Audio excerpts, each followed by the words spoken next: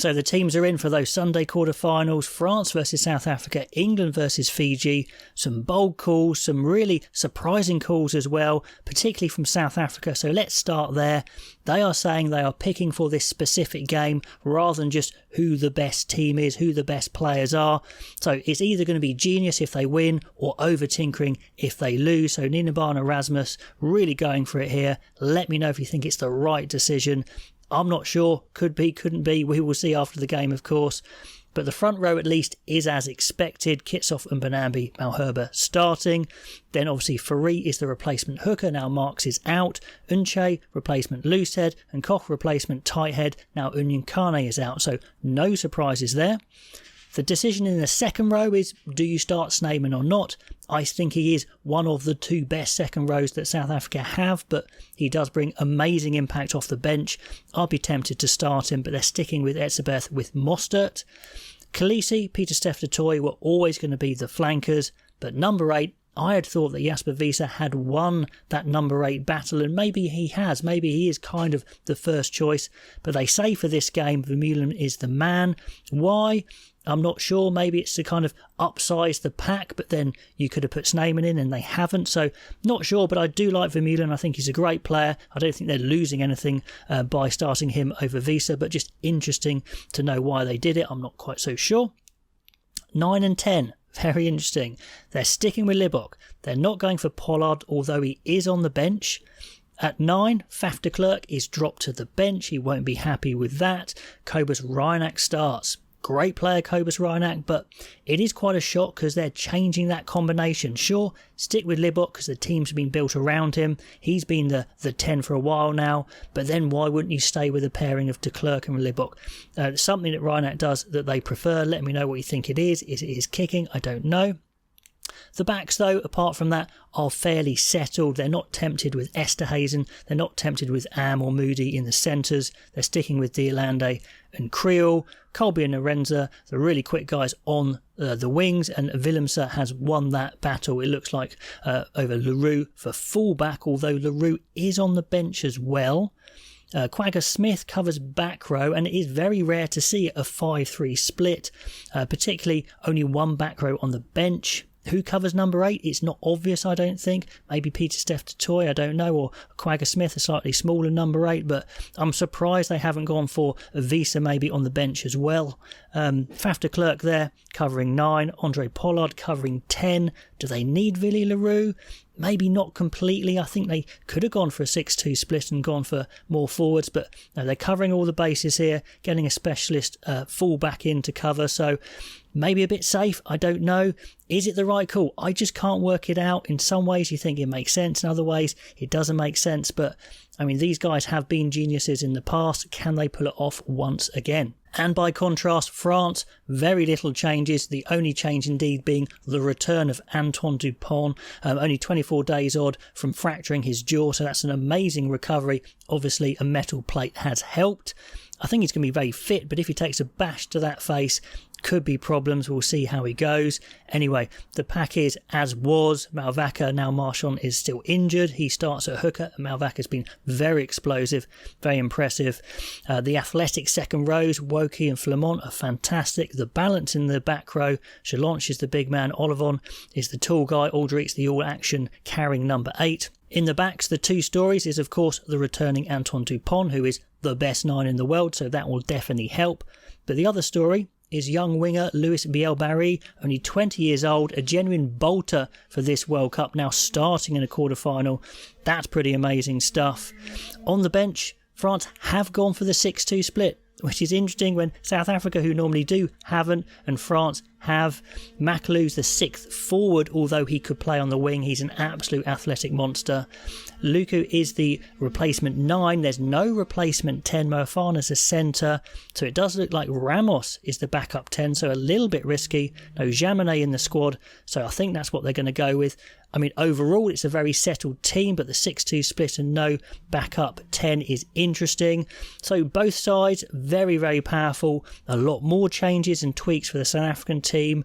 I mean, the atmosphere is going to be unbelievable. That home crowd will be wanting to push their team home. One side is going to be absolutely devastated. I think both of these teams could be World Cup winners potentially, but yeah, one is going to be out. Let me know how you think the selections have gone and if they are correct. On to England, and only 2 changes, but it does change completely the look of the backline for England. Mitchell, they're sticking with him, keeping faith. I mean, he does look a little scared when he plays. He needs to show more confidence. He's very talented. Maybe I overreacted when I dropped him from my selection. Maybe they need to stick with him, but he needs to have a big game, that is for sure. In previous games, he's kind of wanted to run the system and kind of run into trouble when he should have just gone with what's on. So hopefully he's a bit more confident in this game. 10 was the big call. Is it going to be Ford? Is it going to be Farrell? Well, Borthwick stuck with his captain, and he's definitely more physical than Ford, that is for sure. Let's see if he can justify that faith. Definitely playing 12. I've never really liked him there. He's not a running threat, so I'm happy with Ford or Farrell. They're going with Farrell. Maybe unsurprising, sticking with the captain. Ford is on the bench. 12-13, we have a proper 12 in Tuolangi and a proper 13 in Marchant, so that is much better than I think in the last game against Samoa, so I like that. Marchant was on the wing in that game. And we have 2 specialist wingers. Are they the best 2 wingers in the tournament in May and Daly? No, but they're very experienced. They hopefully won't make too many mistakes. Can Elliot Daly and May cope with those powerful Fijian wingers coming at them? And Radradra, etc.